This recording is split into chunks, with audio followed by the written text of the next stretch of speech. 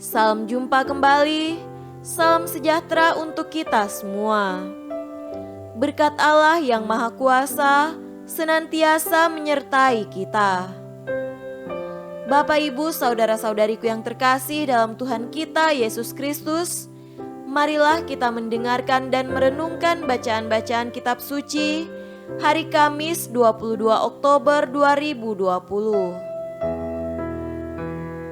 Bacaan pertama dari surat Rasul Paulus kepada jemaat di Efesus, pasal 3 ayat 14 sampai 21. Itulah sebabnya aku sujud kepada Bapa, yang daripadanya semua turunan yang di dalam sorga dan di atas bumi menerima namanya.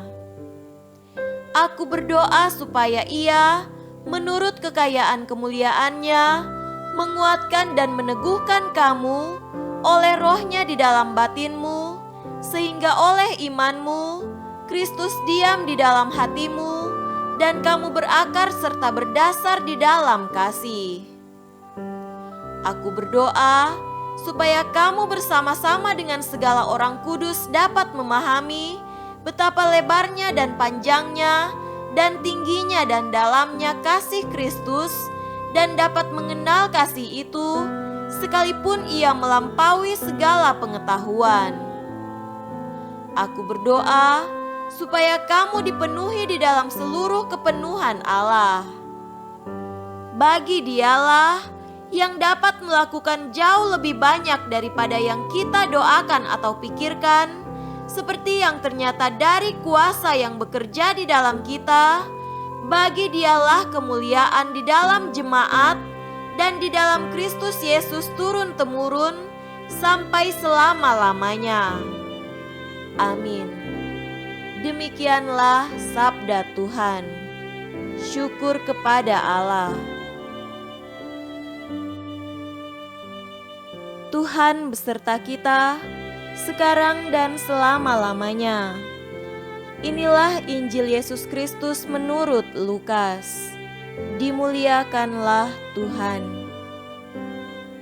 Injil Lukas pasal 12 ayat 49 sampai 53. Aku datang untuk melemparkan api ke bumi, dan betapakah aku harapkan api itu telah menyala. Aku harus menerima baptisan, dan betapakah susahnya hatiku sebelum hal itu berlangsung. Kamu menyangka bahwa aku datang untuk membawa damai di atas bumi? Bukan, kataku kepadamu, bukan damai, melainkan pertentangan. Karena mulai dari sekarang akan ada pertentangan antara 5 orang di dalam satu rumah, 3 melawan 2, dan 2 melawan 3. Mereka akan saling bertentangan, ayah melawan anaknya laki-laki, dan anak laki-laki melawan ayahnya, ibu melawan anaknya perempuan, dan anak perempuan melawan ibunya, ibu mertua melawan menantunya perempuan, dan menantu perempuan melawan ibu mertuanya.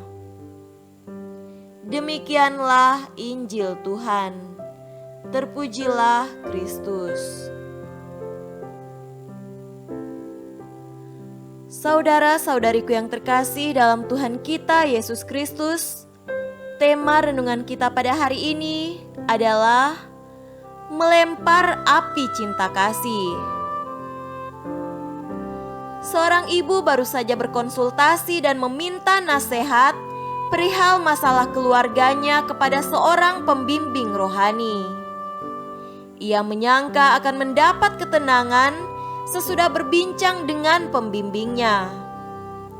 Ternyata ia menjadi lebih tidak tenang dari sebelumnya. Berulang-ulang pembimbing menegaskan kata-kata ini.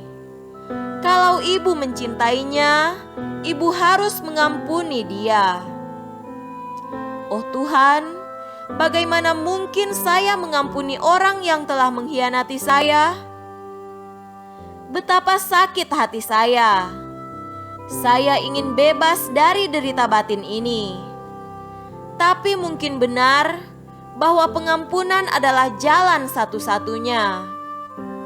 Hanya cinta yang memampukan saya untuk mengampuni. Saudara-saudariku terkasih, dalam bacaan Injil pada hari ini, Yesus bersabda, "Aku datang melemparkan api ke bumi, dan betapa kudambakan api itu selalu menyala." Api apa yang dilemparkan Yesus? Api cinta kasih.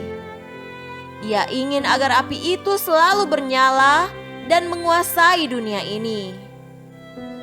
Api itulah yang membangkitkan kegelisahan dan ketidaktenangan, seperti yang dialami ibu yang tadi berbincang dengan pembimbing rohaninya. Api itu mengguncangkan egoisme dan semangat ingat dirinya, serta mendorong dia untuk melepaskan dendamnya dengan cara mengampuni. Api kasih inilah yang dibicarakan Paulus dalam suratnya kepada umat di Efesus yang menjadi bacaan pertama pada hari ini.